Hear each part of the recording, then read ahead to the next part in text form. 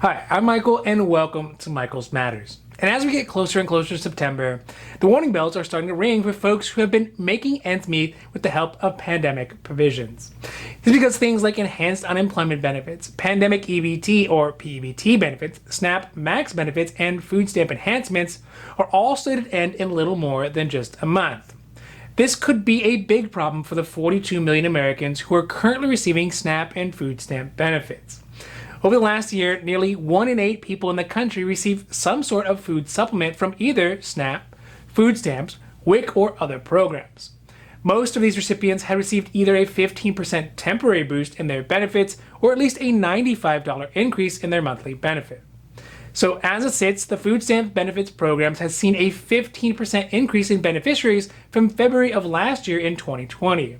So it goes to show that despite some states starting to end their declared states of emergencies, there's still a lot of folks out there who are relying on these extra food benefits just to survive.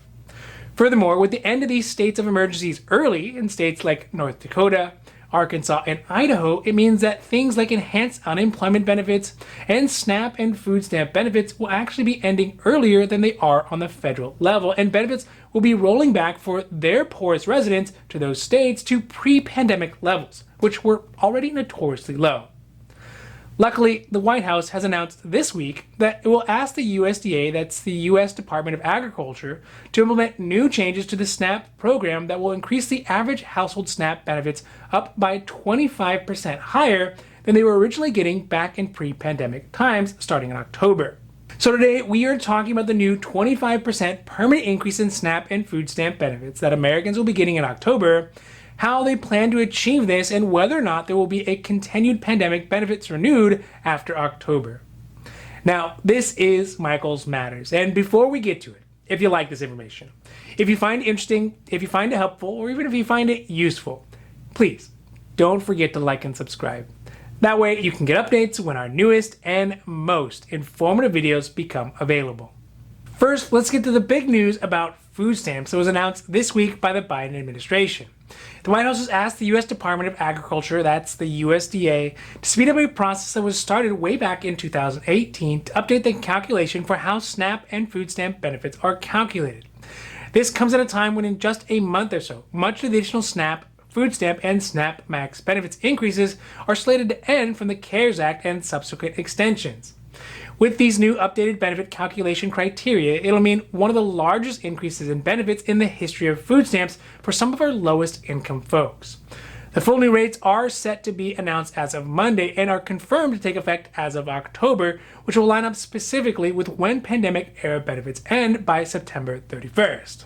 With the new 25% increase over pre-pandemic rates, it means that the maximum benefit for a family of 4 will go up to $835 per month. The average amount pre-pandemic weekly was only $121 per person. So on average, the USDA has said that they expect a $36 increase on somebody's food benefits monthly. The need for this increase was made painfully obvious before the pandemic and even after benefits were put to the max over the last year, as the cost of food and other day-to-day necessities skyrocketed since March 2020. Even with the 15% higher food benefit because of CARES Acts, families and individuals were still struggling to ensure that they had enough food to eat. According to some studies, 3/4 of SNAP food stamp beneficiaries ran out of food in the first half of their monthly benefit cycle pre-pandemic. With the rapid increase in the cost of food over the last year and the prospect of going back to those starvation level benefit amounts, without this new permanent increase in food stamp benefits, the number of people going hungry in our country would jump substantially. This new adjustment to the food stamp SNAP benefit calculation, though, will increase the annual cost for the program up to $79 billion, but has the benefit of not needing any further congressional approval in order to be implemented. So the real question is, why don't they just keep benefits where they are right now? The main reason why they don't just extend the 15% SNAP Max benefits that a lot of folks are getting right now is because it would take a literal, a figurative, and an unlikely act of Congress to make that happen. This is especially true right now while the House and the Senate are fighting about a $3 trillion infrastructure bill. So the way that they're actually making these benefits go up is by making much needed improvements to how SNAP and food stamp benefits are calculated. The first big thing that they are going to do is raise the base food plan called the Thrifty Food Plan up to the next level, which is the Budget Food Plan. This allots a higher caloric intake for each family and equates that to a higher dollar amount that will require to purchase those additional calories. These food plans are composed of 24 different types of food groups, and each has a dollar amount attached to the type of food in the group. So for example, in the new plan, $47 is being proportioned for the cost of proteins, so things like meats, seafood, and poultry. This is up from the previous amount that was only at $29. Additionally, $46 are going to be available for the purchase of vegetables, and $27 for fruits and other types of dairy, as well as coffee and tea. This means that the new weekly budget comes up to $193 for an average family of 4. This is up from where it was previously at $159 a week. Now, aside from just adjusting the amount of money that people can get for specific foods, the USDA made other updates that will also add additional money to people's benefits. This is because aside from the calculation for inflation, no additional increase in food stamp benefits has been made since its inception in 1962. Although first benefits were issued in 1975, they were still based off 1962 calculations. Currently, again with the exception of inflation, people are basically still getting the same amount now that they were from back in the day.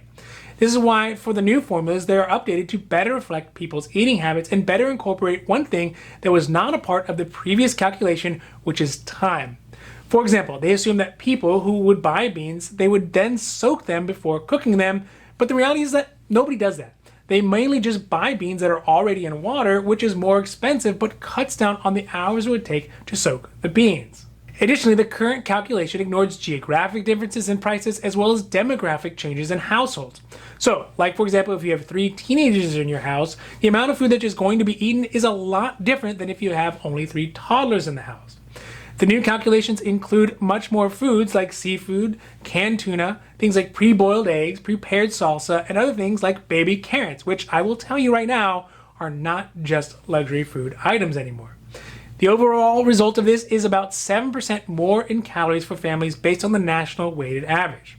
Ironically, these improvements were made possible by a bill that was passed back in 2018 by a Republican Congress that allowed the USDA 4 years to make these updates.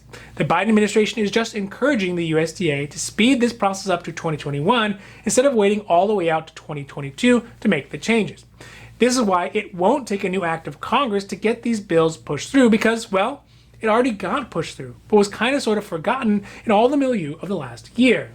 That being said, there are some members of Congress and the Senate who are not so excited about the possibility of food stamp benefits going up. Now, as you may be able to guess, most of those dissenters of giving more food to Americans in need are Republicans, even though it was a Republican Congress that actually voted for the change back in 2018. One of the main reasons that is presented is because SNAP benefits are really only meant to help families supplement their food benefits, not represent the totality of their food needs. Hence, that's why it's called the Supplemental Nutrition Assistance Program, or SNAP. Keyword is supplemental. But again, this is ridiculous logic. That's like being upset because after you put table syrup on your pancakes, you find out that the table syrup isn't actually made from tables and you're upset about it. Or double that for table grapes. Another claim being made by Republicans is that SNAP benefits are being misused by people on the benefit to buy foods that are not nutritious or healthy. Now, this claim is not unfounded, though in a study done by the USDA, it found that around 9.3% of SNAP household expenditures were spent on sweetened beverages. That's only about 2% more for non-SNAP households. This could be for a large variety of reasons, like children's ages, makeup of the household, where folks live. For example, if you live in a place that is classified as a food desert, it means that you don't have the types of stores that focus on selling healthy, nutritious foods, so you're stuck with what you can find. In that same exact study, the SNAP found that for every dollar spent, 40 cents went to staple foods like meats, fruits, vegetables, and eggs, while 20 cents goes to desserts, salty snacks, candies, and sugary drinks, while the last 40 cents goes to other things like dairy products, rice, beans, and miscellaneous cooking ingredients, which altogether is not that different from non-SNAP beneficiary households in general. So it's not really fair to try to hold people on food stamps to a higher standard than what we as Americans eat in general. The real underlying issue for most politicians who are against the raise in benefits is that they believe that making life easier for low-income people is just deterring them from work. It's much easier to ignore the systemic, the economic and the political changes that have kept a huge number of people in America in their socioeconomic positions and blame it on personal choices.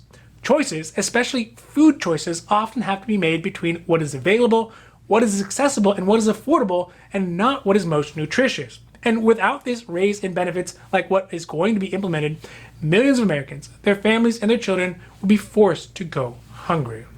So for many reasons, the increase in food benefits is not only vital, but it's also at an emergency level in our country. Studies from basically everybody show that having more calories available and having healthy foods available improves basically every aspect of life, whether it's working better, being smarter, or being more productive. It is a no-brainer to get people more benefits, but as always, there is politics getting in the way of helping people continue to get what they need. There are ulterior motives for politicians who are trying to force people back to work without addressing the other issues that are deterring people from working. The other great benefit to the way that the White House is making these changes to the SNAP program is that it doesn't require any further congressional approval to make it permanent. It already was approved. By using a political jiu-jitsu move, President Biden has taken a Republican Congress-approved law and turned it back against those same Republicans who are now decrying its existence. Good on President Biden for doing what is right, even if it comes at the cost of political capital. Now, this has been Michael's Matters, and I hope that you found it interesting or helpful or at least useful. And if you did, please don't forget to like and subscribe.